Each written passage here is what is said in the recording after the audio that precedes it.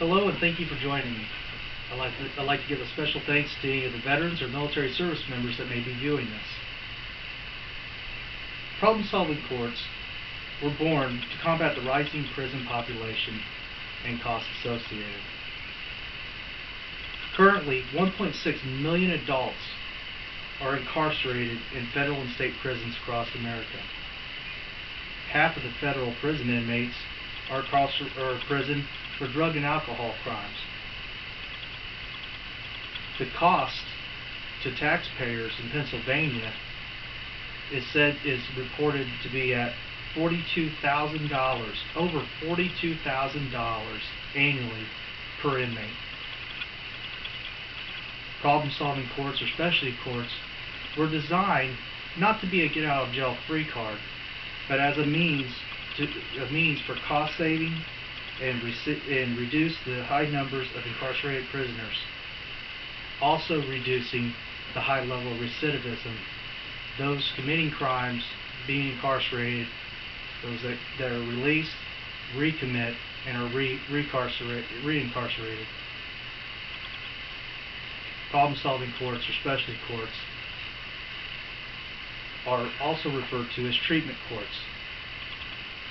They attempt to combine punishment with treatment for behavioral, mental health, and addiction issues. Again, treatment court or specialty courts are not a free pass. The latest of problem-solving courts is the Veterans Court. Many may ask, why Veterans Courts? Why do we need another problem-solving court? What makes veterans so different? Often veterans are plagued by the horrors that they witnessed in combat, and many of them return home with invisible wounds that cause many mental health and behavioral problems on down the road. Currently, over 2.4 million have served in Iraq and Afghanistan since 2001. Vietnam vets are still the largest of the veteran population in America. Due to the drawdown in Iraq and the emerging drawdown in Afghanistan, along with the reduction of forces, many military service members are returning to the civilian sector with undiagnosed invisible wounds. More vets are returning from combat today than in previous wars with polytrauma, PTSD, military sexual trauma, major depression, and drug and alcohol addiction, often with co-occurring disorders. It's estimated that 1/3 of Operation Iraqi Freedom, Operation New Dawn, and Operation Enduring Freedom vets have co-occurring disorders.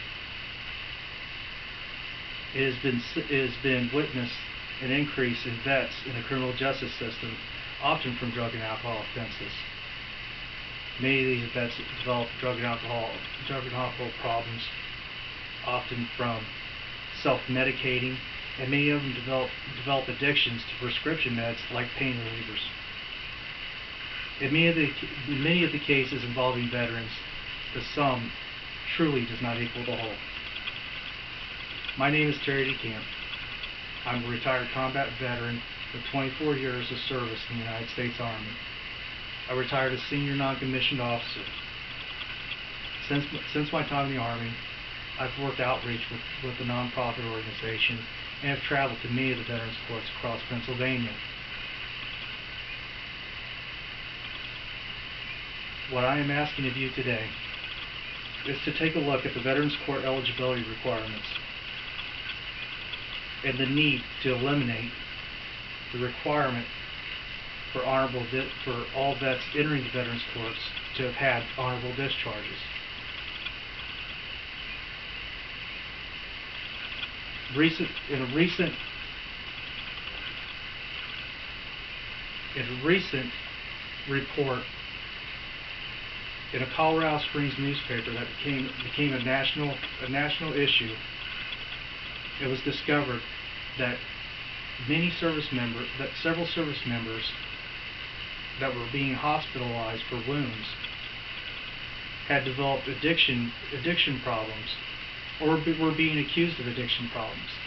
And instead of offering treatment while still in military service, were offered the option of taking less than honorable discharges and losing their benefits, or be subjected to court martials.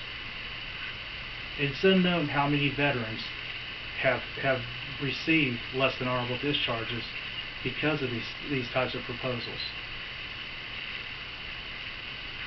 These veterans do not get better in time without treatment. They are thrown out into the civilian sector, and while in the civilian sector, often develop higher levels of depression and find themselves in trouble with the legal system.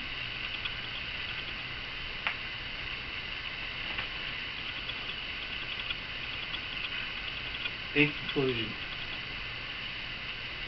I understand that the Veterans Courts often utilize the Veterans Administration to help finance many of their programs.